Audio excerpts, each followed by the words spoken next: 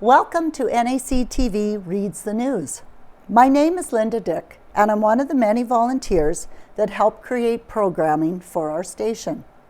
NACTV can be seen on MTS channels 30 or 1030, Westman Cable Channel 17, Bell Satellite Channel 592, or online at nactv.tv. These programs are made possible by our volunteers, our staff, advisors, as well as donations made by you, the viewers. If you are enjoying your NACTV experience, please consider supporting us by either donation or by volunteering. You can contact our office at 204-476-2639 or at nactv@wcgwave.ca. And I'm reading the banner and press for Friday, October 25th, 2024. And on the front page, we have the big ideas spotlighted in Neepawa. Pictured here are all those who participated in the 2024 What's the Big Idea event, which was held in Neepawa on October 17th. We'll get further details on that. I'll go to that right away on page 8. By Casper Wareham. New and growing businesses attend the 9th annual What's the Big Idea? New and growing businesses were spotlighted at the Neepawa Legion last week. On October 17th, Neepawa Economic Development held its 9th annual What's the Big Idea event, welcoming a total of 7 entrepreneurs to pitch and showcase their business ideas. This full-day event included a number of activities for those involved, with the public also welcome to attend. A portion of these activities was the pitching parlor, held from 1 to 3:30 p.m., and the presentation of a total of $11,300 in cash and prizes to the entrepreneurs. Each pitch was judged live by Alexander Lavoie. He's the Rural Manitoba Economic Development Corporation, by Owen Carr, High Life Foods, and Diane Patterson, Neepawa and Area Planning District.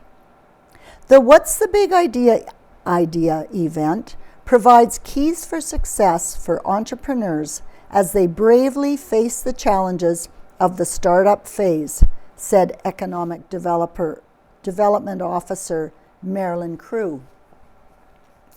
Mayor Brian Headley, who provided opening comments that day, stated, "I'm pleased to see our communities come together to support local entrepreneurs. The annual What's the Big Idea event strengthens small business, which is the backbone of our rural economy." The following are the award results and some brief information on each of the business. First one, Gentle Bucket. Gentle Bucket is a cleaning company that was pitched by Davelin Salta. It services Neepawa and the surrounding area. Gentle Bucket received Best Pitch of the Day, $1,000 from Community Futures Westman, $300 from Neepawa Lionels, $500 and a 1-year membership from Neepawa and District Chamber, and $1,000 from the town of Neepawa. Second entrepreneur, SS Ventures. This business by Shirley Windross and Scott Dyke pitched its sports product entitled Sniper Sauce Hockey Wax. It provides an alternative to traditional petroleum-based paraffin hockey waxes. SS Ventures was awarded the Best Overall Idea Prize of $1,000 from Stride Credit Union and won $1,000 from the Minnedosa CDC. Third one, the Mrs. Interior Detailing, owned by Melissa Rosnagel. The Mrs. is a vehicle interior detailing cleaning business, and it provides services for both passenger vehicles, semis, and agricultural equipment. This pitch was awarded a $1,000 marketing package from Promo Time, the Neepawa Banner and Press, and Provost Signs. $1,000 from the Rural Municipality of Rosedale, and $500 from MNP for the best idea in ag.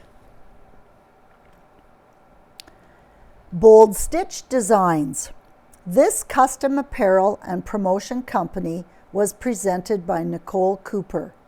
Bold Stitch Designs grew from the prior purchase of the business known as Kim Broidery and offers a variety of custom services such as embroidery and screen printing.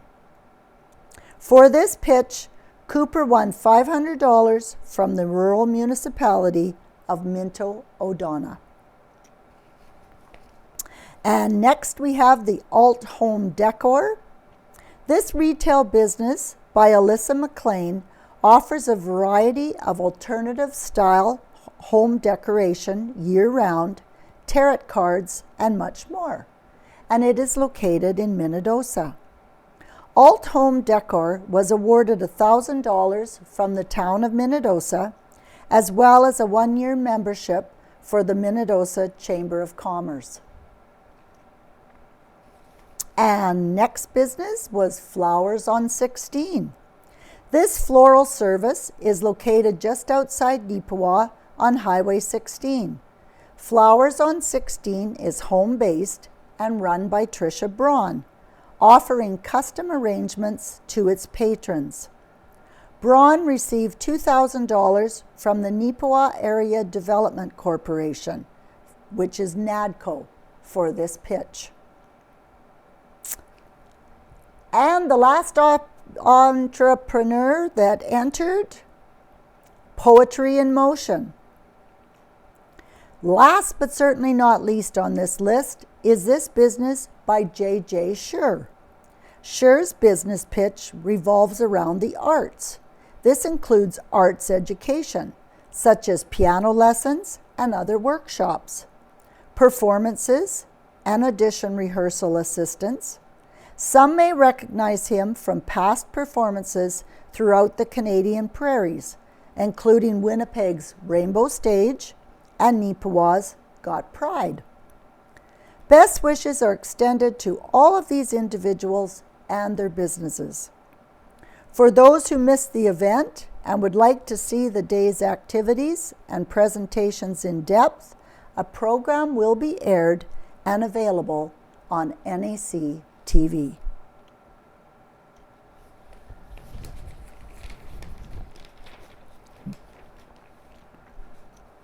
Class dismissed for now.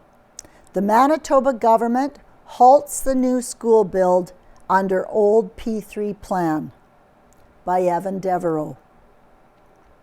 The construction of 9 new schools across Manitoba, including a vocational high school in Neepawa, are not proceeding as planned. Late last week, the Canadian press reported that after an extensive review, Manitoba's NDP-led government was officially ending all current plans related to the build of 9 new schools throughout the province. Tracy Schmidt, the province's acting education minister, said the province is still committed to building those schools, but just not in the style that the previous government had announced. Last year, the then Progressive Conservative helmed government promised to have new schools built through what is known as a P3 model. The P3 concept involves a public-private sector hybrid. A private contractor was to be hired to design, construct, and maintain the buildings, while the government would agree to a 30-year funding deal that would include money for ongoing maintenance. The province put out a request for qualifications from potential bidders before last year's election, and the New Democrats put the project under review after it won and said election and officially formed government. The schools under the P3 plan were to be built in several communities, including Winnipeg, Brandon, St. Anne, and Neepawa. Local response to the cancellation could be described as a combination of slight disappointment but strong determination. The Banner and Press reached out to the Beautiful Plains School Division for its reaction. Superintendent Jason Young stated that it was not a surprise to them in any way that the P3 model was being discontinued. When the P3 model was proposed by the former government, it was made very clear by the NDP government that they were not in support of the model, noted Young. As had been stated by the government, regardless of the party in power, there is a need for schools in the province, regardless of the model being used. So we continue to work towards planning for a new school so that when we are prioritized provincially, we are ready to proceed. As for what may happen with the 22 acres of land adjacent to Neepawa's new hospital, where the new school was planned, Young clarified for the Banner and Press that the land adjacent to the hospital is still owned by the landowner and is in the process of being purchased. Our intent would be to continue to work with the landowner and the town of Neepawa to do the necessary work to keep the project moving forward, Young concluded, by stating that the school division has had incredible cooperation from the town of Neepawa and the landowner to work with these changing provincial timelines. As for the perspective from the town of Neepawa itself, Mayor Brian Headley said that the cancellation of the P3 model did not catch them by surprise. He noted that the current NDP government had been upfront about some of its reservations to the proposal and its intent to review its value. Headley concluded the conversation by stating that all indications from the province are that this doesn't meet the end of a new school in Neepawa, but merely the end of this hybrid option. Manitoba's current NDP government has noted that it is exploring a method to have all 9 of the announced schools up and running by 2027. Playing at the Roxy on October 25th and 26th is The Wild Robot. Showtime 7:30. And on November 1st and 2nd, the show is called White Bird. And again, showtime 7:30 p.m.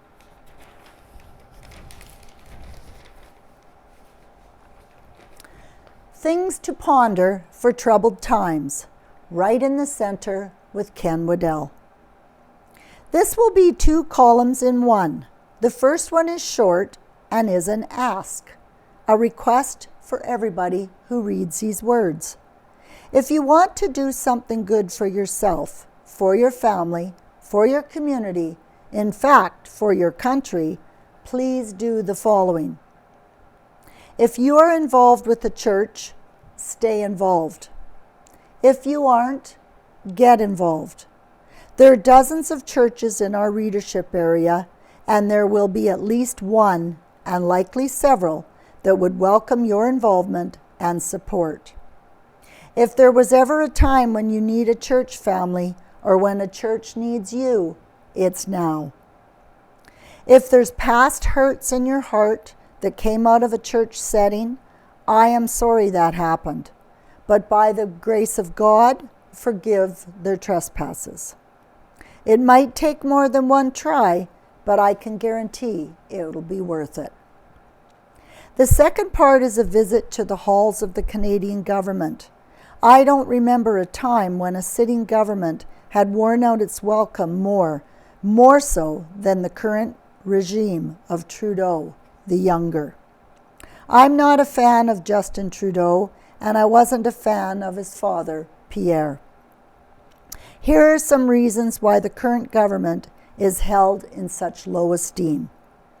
Number one, the handling of the COVID-19 pandemic disrupted years of people's lives, billions of dollars, and largely misread the response needs. Number two, the government gun buyback program has spent $67 million over the past few years, and not even one gun has been bought back. There has been an exemption period for gun owners that ends at October 31st, but it remains unclear what will happen then. Number three, the Canadian Taxpayers Federation is calling on the federal government to scrap its carbon tax following a parliamentary budget officer report confirming the carbon tax costs average households more than they get back in rebates. Once again, the PBO confirms the carbon tax cost average families hundreds of dollars more than they get back in rebates, says Franco Terrazzano. This PBO report proves that politicians' favorite talking point is incorrect, and it proves the carbon tax is making life harder for Canadians. And number four, the Canadian Taxpayers Federation released ledger polling showing 59% of Canadians oppose the federal government's ban on new gas and diesel vehicles by 2035. The results of the poll are clear. Canadians don't want the government to ban new gas and diesel vehicles. Canadians want the option to buy new gas-powered minivans and diesel work trucks, and taxpayers know this ban will cost us a fortune. The federal government plans to ban the sale of new gas and diesel vehicles by 2035. The Ledger poll asked Canadians if they support or oppose the federal ban on the sale of new gas and diesel vehicles. The results of the poll show 59% oppose the ban, 29% support the ban, 12% don't know. Among those who are decided on the issue, 67% of Canadians oppose the federal ban on new gas and diesel vehicles. And number five, and again from the Canadian Taxpayers Federation, who are calling on the federal government to cut spending to balance the budget following a Statistics Canada report showing interest charges increased by 29% over the year. Stats Canada recently released its government finance statistics report for the second quarter. Interest expenses for the federal government grew 29% over the last year, according to Stats Can. The federal government devoted 10.9 cents of every dollar of revenue to cover interest expenses. The federal government projects to run a $40 billion deficit this year, according to the budget 2024. The budget also projects interest charges on the debt costing $54 billion this year, which is more than the federal government will send to the provinces in health transfers. The federal government won't balance the budget until 2040, according to supplementary data released by the Parliamentary Budget Officer in its most recent fiscal sustainability report. This report should be a wake-up call for Prime Minister Justin Trudeau. The feds need to cut spending and balance the budget before debt interest charges blow an even bigger hole in the budget. So, I ask you to seriously consider my question at the beginning of this column, and after that, to consider the above 5 points on federal policy when you cast your vote in the next federal election. And now I'm going to turn to the thumbs up and thumbs down. A big thumbs up and a big thank you to the wonderful staff at Neepawa Hospital. Our little grandchild became sick in the night during a recent visit, and on arrival at the hospital, she was quickly seen and treated and admitted for an overnight stay. A huge relief for all. We are very grateful for our healthcare system in Neepawa. Submitted by Bernie and Brian Harley of Neepawa. A thumbs down. Thumbs down to 3 of the local advertising fuel companies for the unbelievable price being charged for gas, when from Minnedosa to Brandon, it is around 22 cents per liter cheaper. And that comes from Dale Noonan of Neepawa. Another thumbs down by Robert Smith. The killing frost of -6 Celsius on October 15th has seen the end of the beautiful flowers, with the exception of a few strong plants near buildings. Now we will have to survive another long, cold winter as we patiently prepare for next spring's flower planting. And a thumbs up by Robert Smith of Edrins. Manitoba farmers have been blessed with many good harvest days, with only light rains on October 2nd, 12th, and 22nd.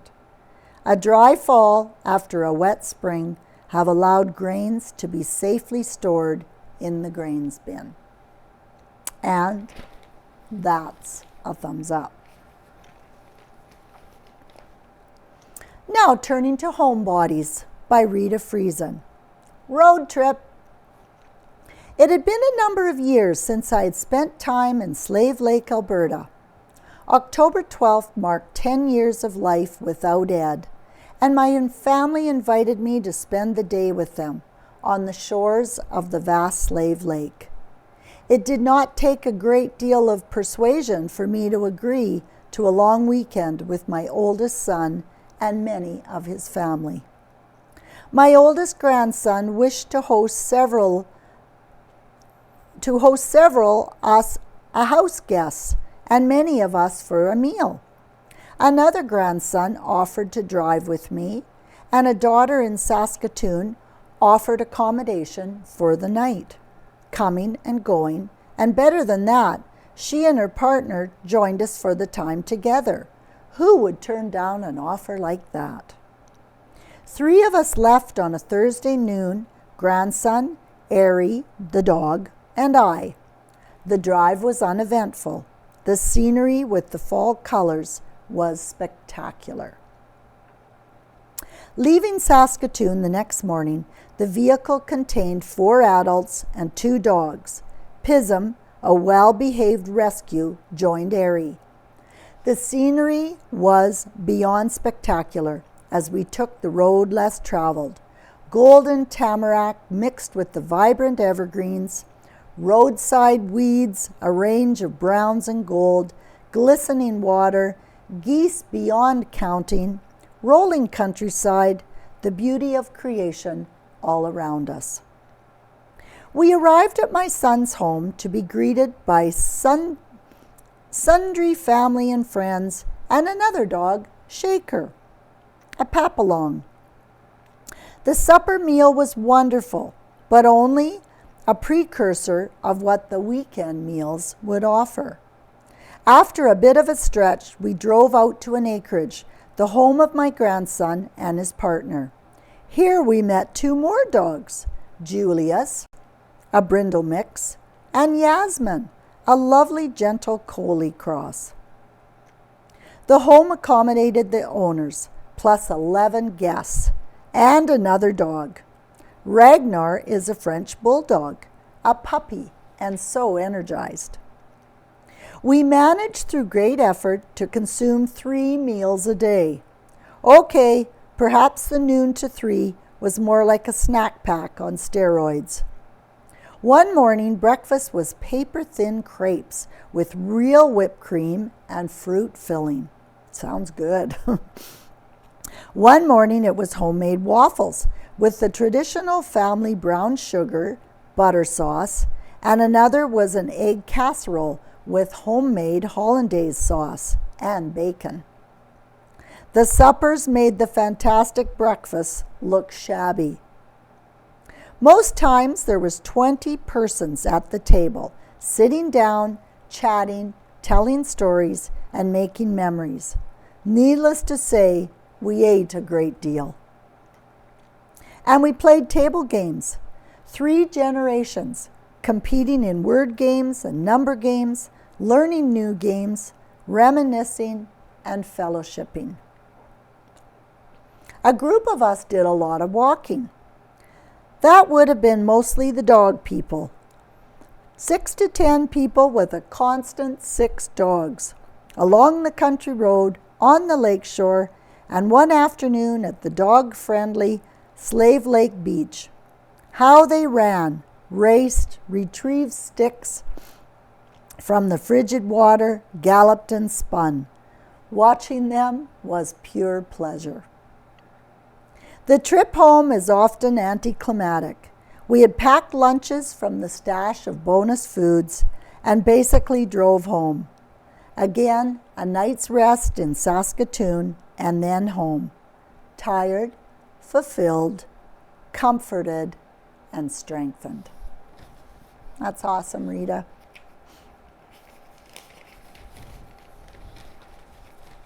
And out of Helen's kitchen, we have caraway.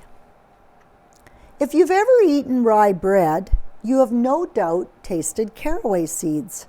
But there's much more to this little seed. Caraway spice is a staple ingredient in many typical German, Hungarian, and Polish dishes.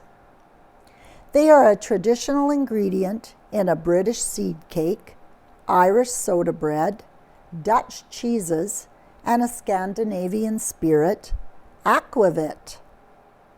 It is also used in Serbian scones and cheeses, Middle Eastern puddings, and harissa paste. Caraway has the flavor of licorice with hints of citrus and pepper.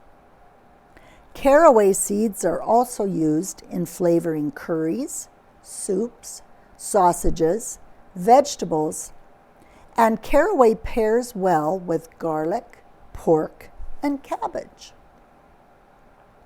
Caraway was native to Central Europe and then spread across Europe into the Mediterranean and then the Middle East.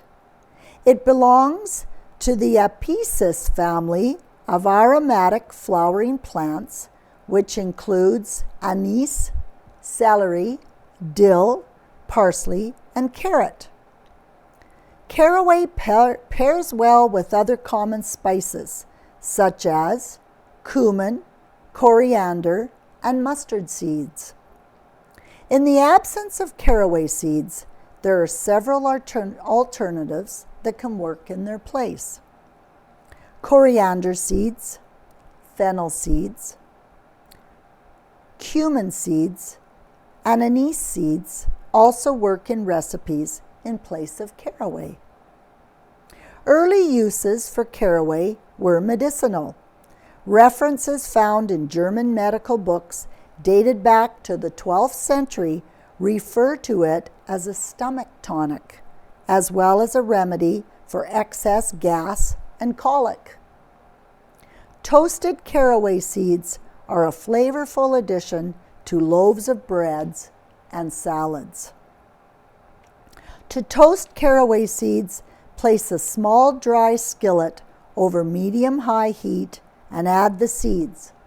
Cook for 2 to 3 minutes or until the seeds are fragrant. Remove from heat and let the seeds cool. Caraway spice is sold in 2 forms, as a seed or as a powder. Whole caraway seeds tend to keep their flavor longer than the ground version. It works well to buy whole and grind as needed. And Helen has submitted 2 recipes that have caraway in them that you may, listeners, want to try. It's on page 6 of the banner and press. Caraway roast pork and caraway ginger cabbage. Sounds good, Helen. Now, I'm going to turn to an article entitled, "It Was Time to Step Back." This is submitted by Casper Wareham, and it's all about the Flowers on Main sells to Inspire Studio.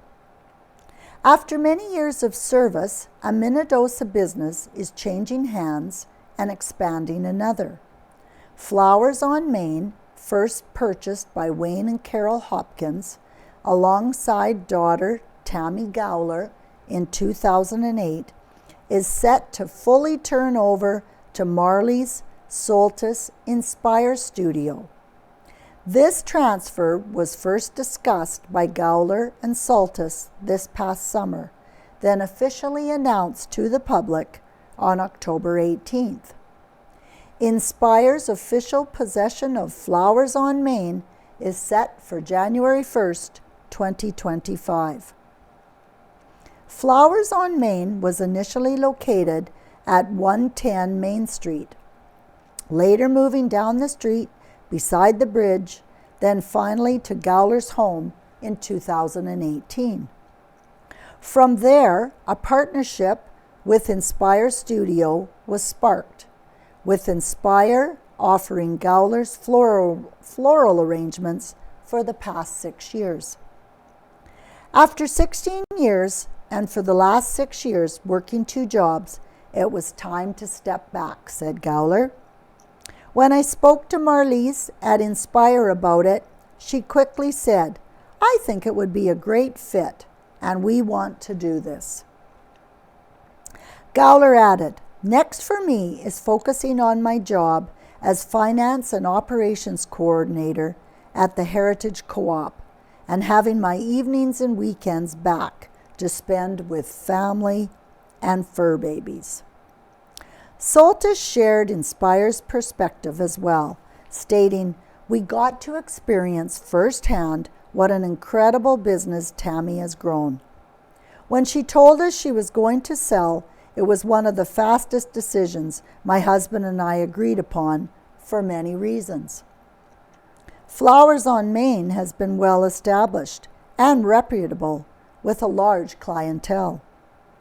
We've had their flowers in our business for the last 6 years, and we want to continue that it has a huge potential to grow with Tammy's guidance. Having it go up for sale publicly could have risked Minnedosa not having fresh flowers available." She explained further that Gowler will be staying on with Inspire to provide assistance throughout its first year of fully incorporating the floral services into the business, sharing the tricks of the trade, knowledge, and vast experience. Before that experience begins, this means that Inspire will undergo a transitional period. While Inspire typically closes for a few weeks after Christmas, this coming season the closure will be extended to include the month of January 2025. This will allow Inspire time to readjust its space with the installation of extra counters, an extra cooler for the flowers, painting, and rearranging. Sharing A final comment, Gowler said, "It's been an amazing 16 years, and I appreciate all the support and customers throughout the years. We had the opportunity to meet and be a part of many happy events and to support those in time of sadness. My parents and I want to thank everyone for everything and cannot wait to see what Marlies at Inspire will do in the future. I've been lucky to have made a great friend with Marlies, and I wish her all the success." Soltis echoed a similar sentiment in her closing statements, expressing acknowledgments of Gowler's dedication and more. "We have had a first-row seat watching how passionate Tammy is about her business, how impeccable her flower pieces are, and how dedicated she is to her clientele. We're beyond honored to know that she trusts us with her business and even more grateful for the friendship we've built together. We are beyond excited for this new chapter at Inspire and are looking forward to becoming Minnedosa's and our surrounding areas' full-fledged florist." Well, congratulations. That's nice to continue on for Minnedosa. And submitted by Lena Stadnick of the NACI Hope Group, "Let's Scare Away Hunger." It is that time of year again for the Neepawa Area Collegiate Hope Group to take part in their annual Scare Away Hunger food drive to support the local Salvation Army food bank. Last year, the Neepawa Salvation Army assisted 1,553 individuals and 603 households through the food bank. These statistics are just a reminder of how valuable our food bank is in our community. On October 24th, the Hope Group will be hanging bags supplied by the Neepawa Rotary Club on all doorknobs in our community. To help fill the food bank, we are asking the community to contribute, if you can, to fill these bags with donated food items such as flour, sugar, baking supplies, canned or shelf-stable milk, oatmeal, cereal, canned fruit and vegetables, canned meat and fish, pasta, pasta sauce, peanut butter, jam, Cheese Whiz, Nutella spreads, granola bars, peanut-free school snacks, and toiletries such as shampoo, conditioner, and body wash. On October 31st, the Hope Group will be coming back around in the evening to collect the donations and take them to the Salvation Army to be given to people in need. The Hope Group asks that you leave your filled bag in a visible, well-lit area by 5:30 p.m. on October 31st for pickup. Monetary donations are also accepted.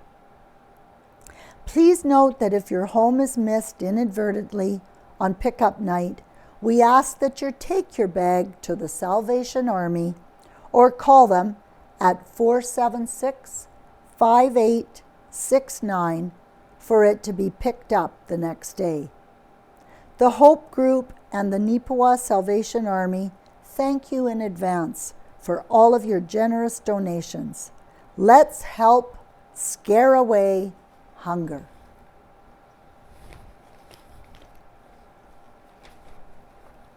Now, reading from Neepawa's Town Council of Tuesday, October 15th. Owen Deverell has submitted the following.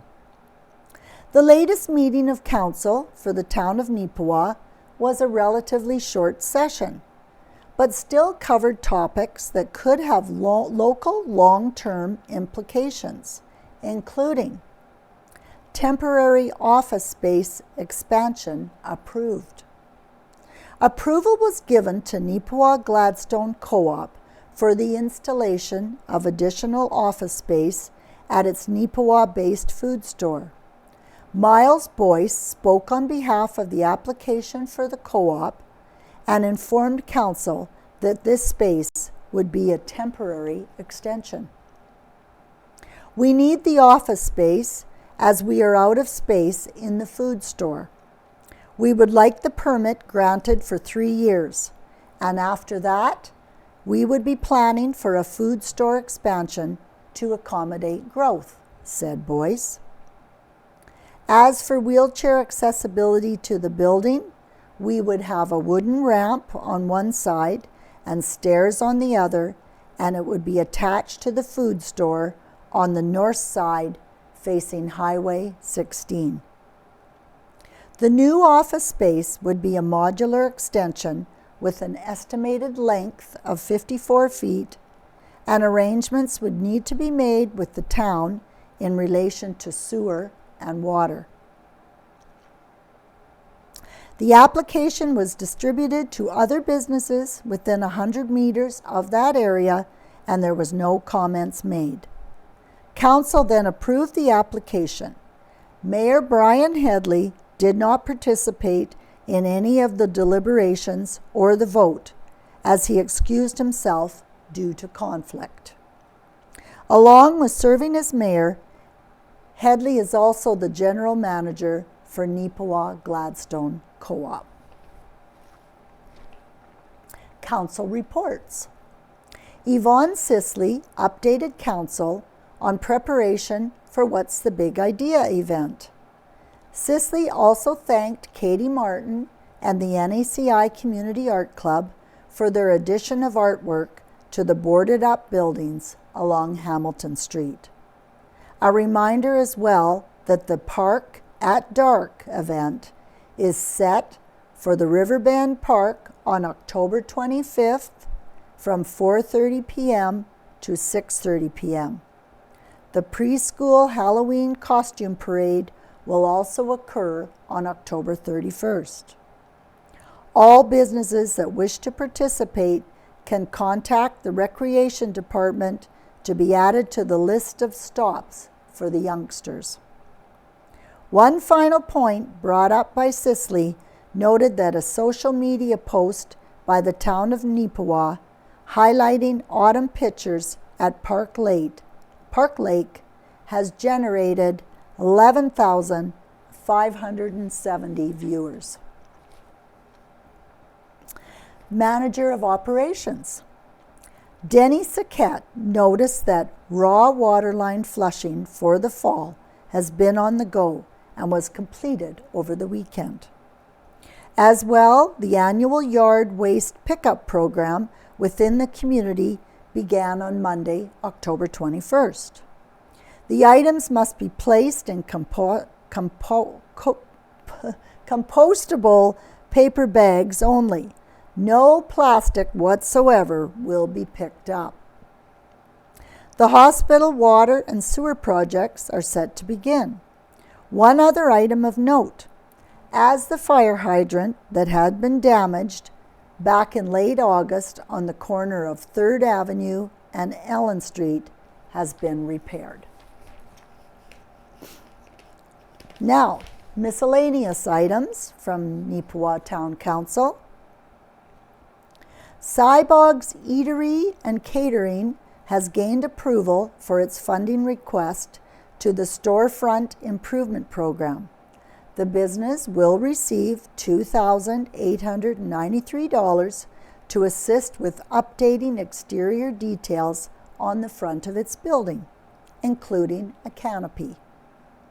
The Storefront Improvement Incentive Program was created in 2019 to assist businesses within the downtown section of Neepawa with the cost of store frontage upgrades.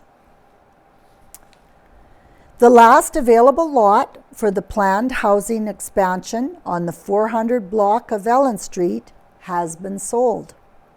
404 Ellen Street has been sold for $45,000 subject to a development agreement. As part of the new hospital project, The town has come to an agreement with Manitoba Hydro for the installation of new street lights. The deal will see street lighting installed at the customer service extension at 491 Hamilton Street for a cost of $306,328. And third reading has been given and passed to a rezoning of a portion of land on the northern portion of 320 acres purchased by the town of Neepawa earlier this year. This particular section has been rezoned from agriculture restricted to industrial related, and industrial heavy, and industrial commercial for closer to Highway number 5. Concerns on this change had been brought up by property owners close to this land at a previous council meeting.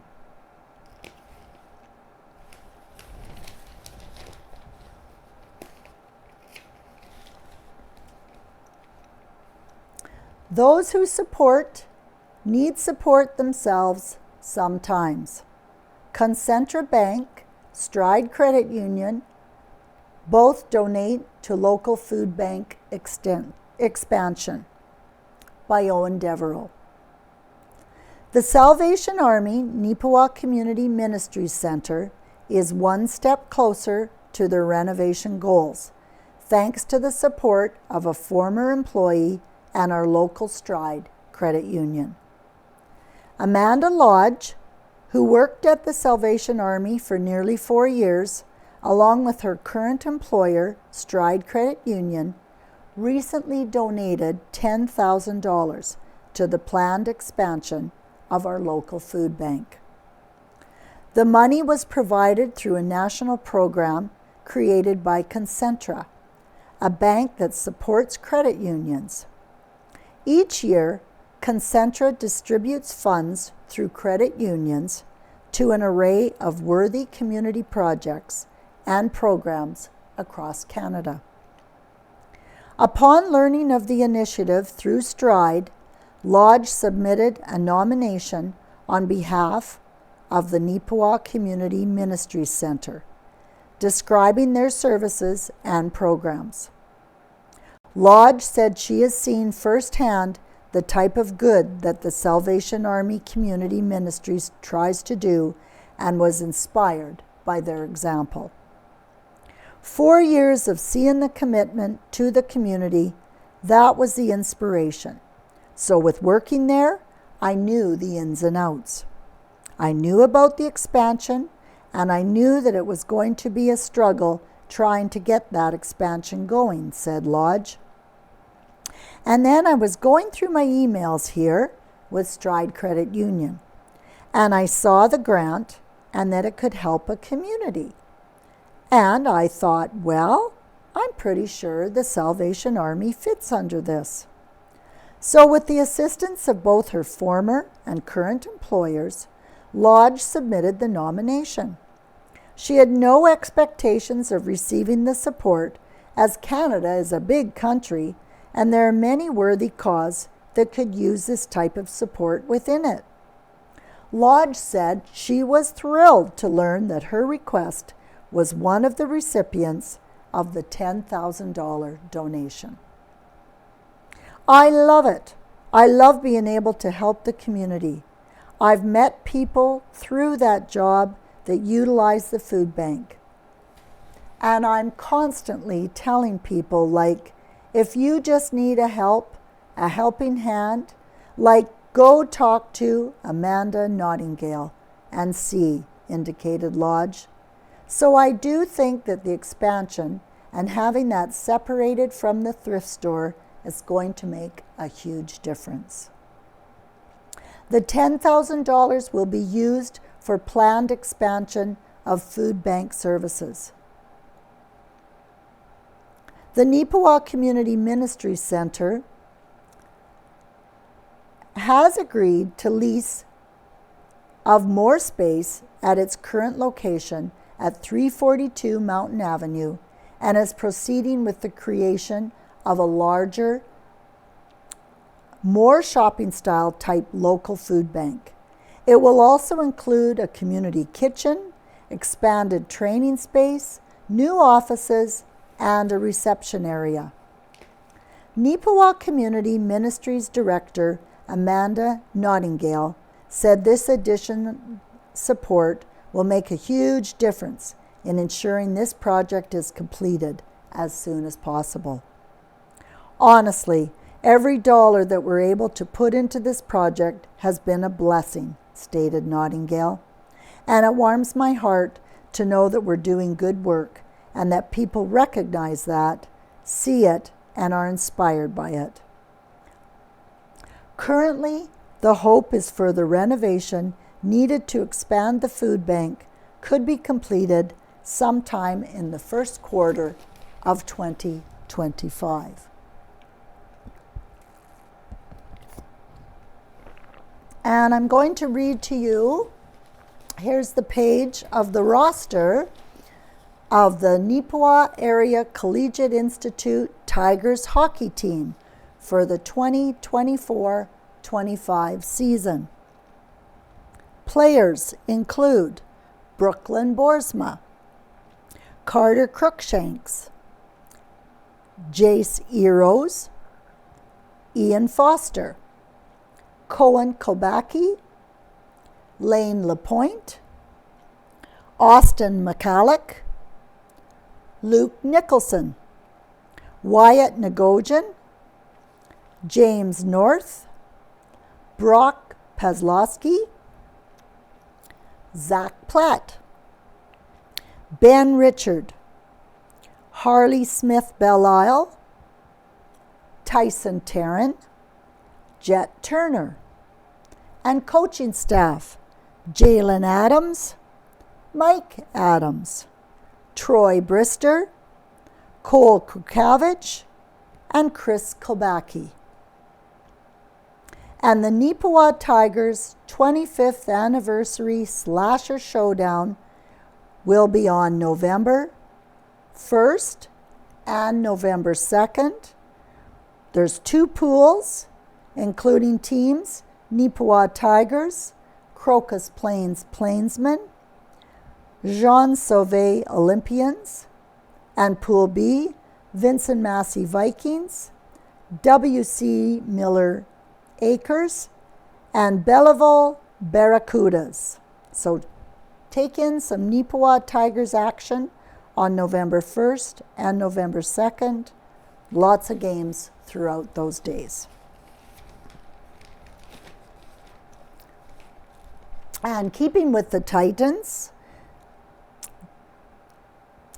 this is the MJHL now, but keeping with hockey, Titans win 2 of 3 at home by Owen Devereux. The Neepawa Titans were pushed to the limit over the weekend in a pair of games by the Swan Valley Stampeders. Fortunately, Neepawa was able to come through, and in both those games, in overtime. Jace Larkins played the OT hero on Friday, October 18th, scoring at 4:16 into extra time to give the Titans the 5-4 win.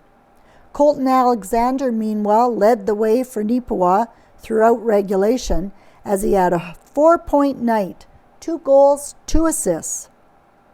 Tim Tuchoniak and Dawson McCann had the other goals for Neepawa, while Mason Hartley contributed 3 assists. The next night at the Yellowhead Center, these 2 teams would go to overtime once again, and once again it was Neepawa who earned the extra point in the standings. Colton Alexander picked up the overtime win with a goal just 53 seconds into overtime to make the final score 3-2. Garrett McDonald and G.J. Maloney picked up the other goals for the home side. After a pair of close calls against Swan Valley, the Neepawa Titans immediately welcomed the league's best team, the Selkirk Steelers, to the Yellowhead Center on Tuesday, October 22nd. In this game, Selkirk jumped out to a quick 3-1 lead in the opening period and were able to coast to a 5-2 victory. Mason Hartley and Caden Haggerty scored the goals for Neepawa. With these recent results, Neepawa's record improved to 7 wins, 5 losses, 0 ties, which places them in 3rd place in the MJHL's West Division. Next up for Neepawa will be a pair of road games. First against Steinbach Pistons on Friday, October 25th, followed by a Saturday night in Niverville versus the Nighthawks. The next home game at the Yellowhead Center will be Tuesday, October 29th, as the Titans will once again face the Selkirk Steelers. Start time for this game is set for 7:30 p.m. And here we have Daniel Heschuk standing on the podium at National Vertical. Congratulations to NECI alumni Daniel Heschuk for finishing in 3rd place in both the National Vertical Marathon, along with up and down races on October 11th to 13th at Mont Saint Anne. Known as one of Canada's largest trail running events, this competition features a vertical ascent of 4.5 kilometers, 750-meter elevation gain, and the classic up and down event, 10.4 kilometers and 960-meter elevation gain. With these results, Dan has an opportunity to be selected to represent Canada at the World Championship in Spain in 2025. Congratulations to Daniel and best of luck.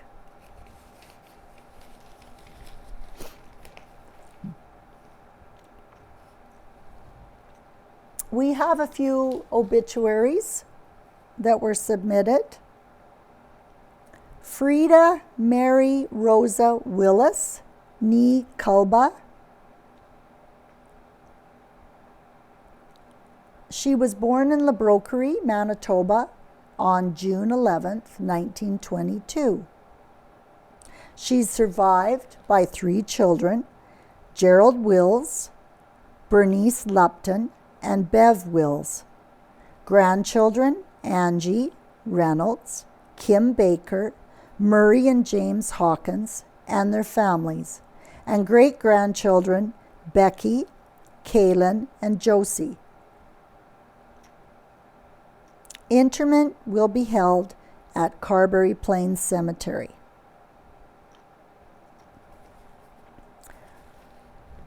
Grace Bernice Blair, Nee Sneesby, 91 years old, passed away on October 16, 2024.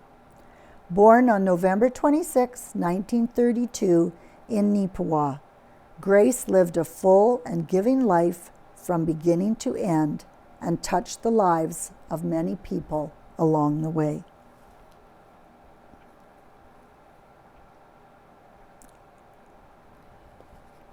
Kenneth Thomas Kucharski, born September 16, 1953, and passed October 14, 2024, at the age of 71.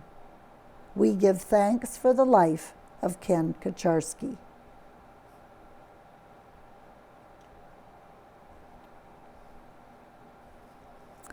Erna Mitchler. With a firm confidence in the faithfulness of God, Erna Mitchler, formerly of Waldersea, died peacefully on October 16th at Country Meadows Personal Care Home in Neepawa.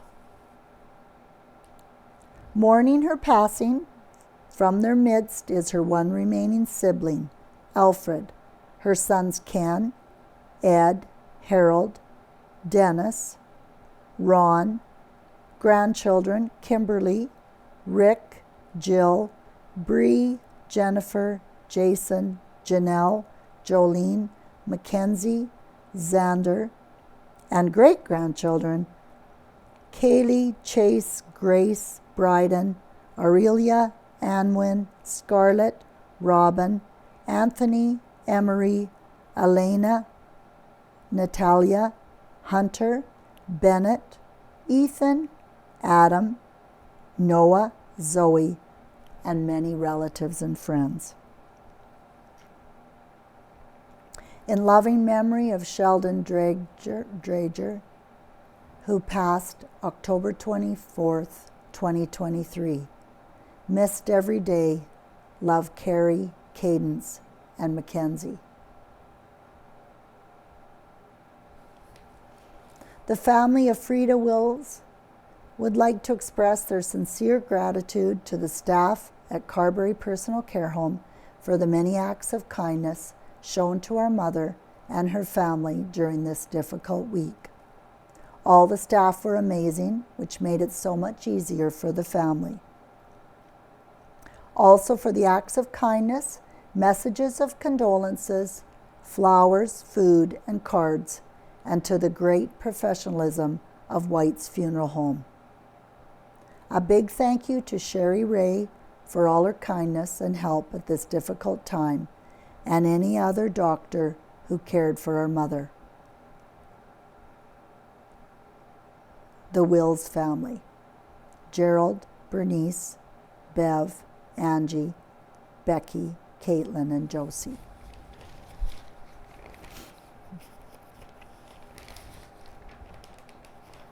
Neepawa Rotary supports Touchwood Park. Rotary President Ron Nordstrom is presenting a check for $3,000 to Holly Pankratz of the Touchwood Park on October 9th. The money is in support of the new accessible playground Touchwood has recently installed. And submitted by Sergeant David Tackard of the Spruce Plains RCMP. RCMP provide update on rural break-ins. In the last few weeks, we've had 11 break-and-enter and thefts in the rural municipalities of Glenella, Lansdowne, and Westlake, Gladstone. These thefts were targeted towards trucks, ATVs, and UTVs, firearms, and tools. There were 6 trucks stolen, 3 were recovered, 7 ATVs and UTVs stolen, 4 were recovered, and 2 firearms stolen. In some of these vehicle thefts, the keys were left in them. There are some safety precautions that may help protect your property or help recover it. Please lock your properties up at night and do not leave your keys or valuables in your vehicles. Good lighting or motion sensor lighting on your property. Vehicles with OnStar have GPS tracking capability. Apple AirTags are small devices that can help you locate your belongings using the Find My app on an Apple device. They emit a Bluetooth signal that connects to any device in the Find My network, and then their location is triangulated and sent back to your iPhone. The Spruce Plains RCMP are taking these property crimes very seriously. We are committed to the prevention and reduction of crime in our area. These investigations are still ongoing. And Kaleidoscope gears up for November. The 24-25 Kaleidoscope concert series kicks off on November 1st with Dean Jenkinson, an award-winning comedian and comedy writer from Winnipeg. Dean's family-friendly brand of humor has been featured on Comedy Now, the Winnipeg Comedy Festival, the Royal Canadian Air Force, Laugh Out Loud, and more than 20 times on CBC Radio's smash hit, The Debaters. In addition to his stand-up comedy performances, Dean is a sought-after contributing writer for This Hour has 22 Minutes, Just for Laughs, as well as The Muppets, Joan Rivers, Neil Patrick Harris, Sarah Silverman, and cast members from The Big Bang Theory. Dean will be at Arts Forward November 1st, 2024 at 7:30 p.m. Beverages will be available for purchase. This event is made possible by the generous sponsorship of Gill and Small Agencies, as well as a grant from the Manitoba Arts Council. Don't miss this family-friendly stand-up comedy performance which promises hilariously relatable stories, satirical commentary on current affairs, and maybe even a song or two. Also, planning a Christmas party for your office or group of friends? Mark your calendars for Saturday, December 14th, when Kaleidoscope will present award-winning singer Emma Peterson and her three-piece band, the perfect holiday event for your group. Stay tuned for details in a future issue of the Neepawa Banner and Press.